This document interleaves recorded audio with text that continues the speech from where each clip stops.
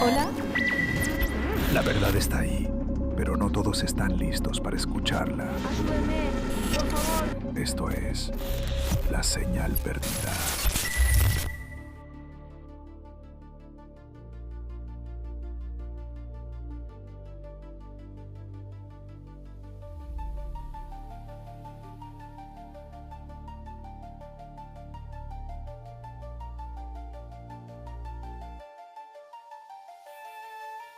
¿Hasta dónde puede llegar un hombre si cree que tiene la llave del paraíso?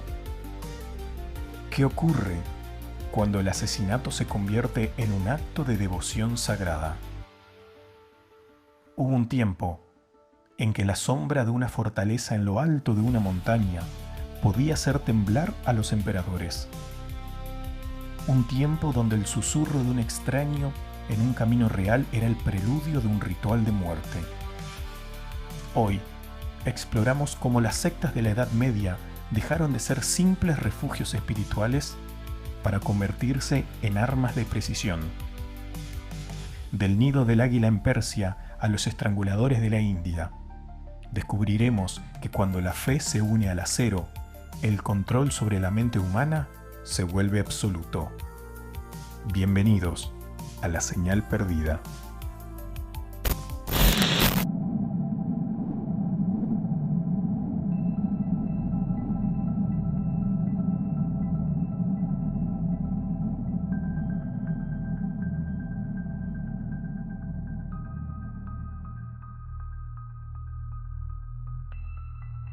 A medida que el mundo antiguo se desvanece y entramos en la penumbra de la Edad Media, el fenómeno de las sectas da un giro oscuro y mucho más sofisticado. Ya no se trata solo de filósofos que guardan silencio o ermitaños que esperan el fin del mundo en el desierto. En este período, el control coercitivo se convierte en un arma política.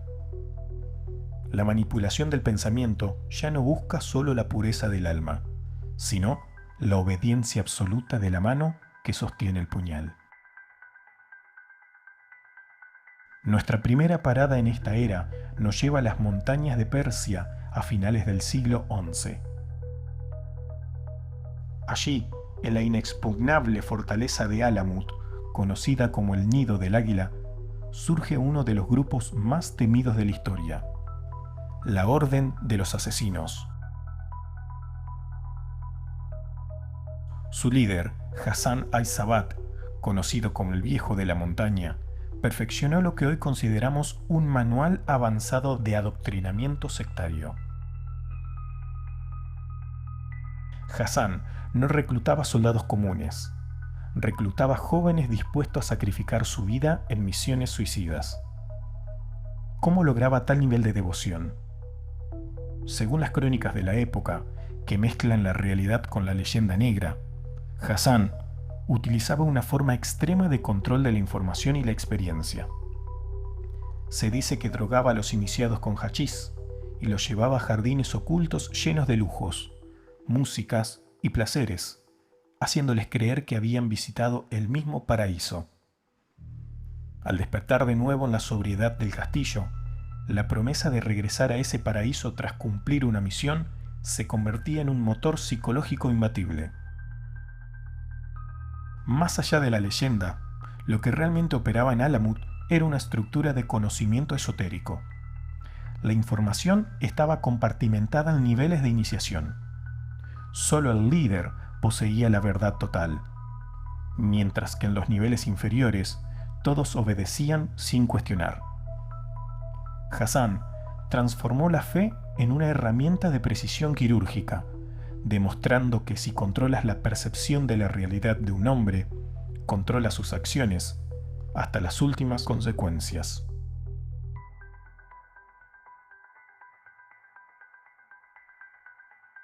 Mientras tanto, en el corazón de la India medieval, otra organización comenzaba a tejer una red de terror que duraría siglos: los Tungi.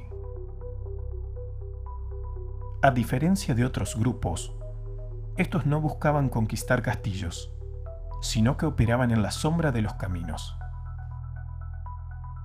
Era una secta de estranguladores rituales que adoraban a la diosa Kali.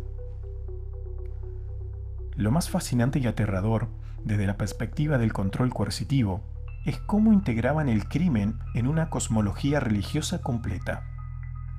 Para ellos, asesinar viajeros no era un robo, era un deber sagrado para mantener el equilibrio del mundo. Tenía su propio lenguaje secreto y un código ético interno que prohibía matar a cierta clase de personas, lo que reforzaba su sentido de superioridad moral sobre el resto de la sociedad. Aquí vemos el control de la conducta llevado al extremo, la deshumanización total de la víctima exterior frente a una lealtad interna inquebrantable hacia la familia de la secta.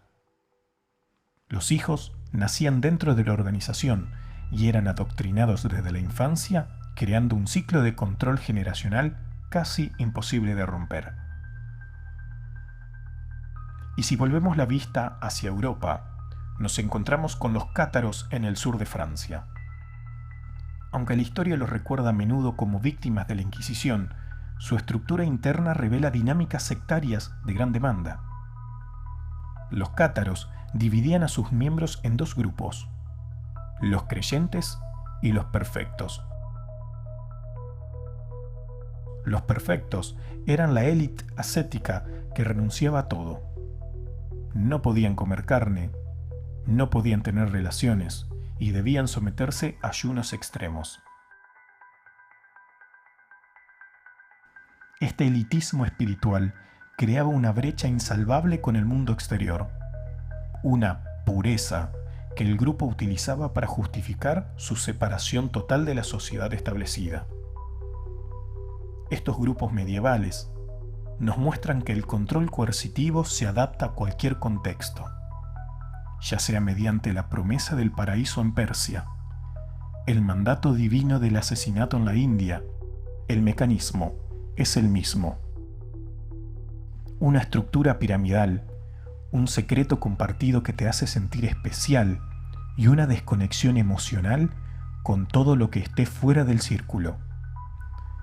La Edad Media nos dejó claro que una secta no necesita ser pequeña para ser peligrosa. Solo necesita una idea lo suficientemente poderosa para anular el instinto de preservación del individuo y sustituirlo por la voluntad de la organización.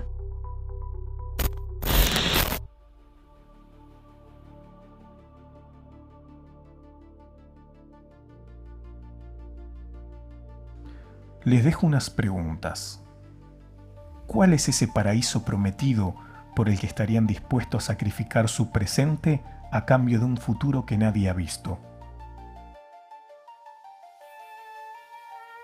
Si un grupo les dijera que el daño que causan es en realidad un deber sagrado para salvar al mundo, ¿confiarían en su propia brújula moral o en la mano que los guía? ¿Somos realmente más libres que los que vivían en Alamut? ¿O solo hemos cambiado las fortalezas de piedra por muros de algoritmos y dogmas modernos que no nos permiten cuestionar al líder? La historia se repite, no porque no la conozcamos, sino porque nuestra mente sigue buscando un nido del águila donde dejar de ser responsables de nuestras propias vidas. Vuelvan al mundo de los vivos, si es que aún pueden, pero tengan cuidado con los extraños del camino y con las voces que les prometen el cielo a cambio de su voluntad. Buenas noches.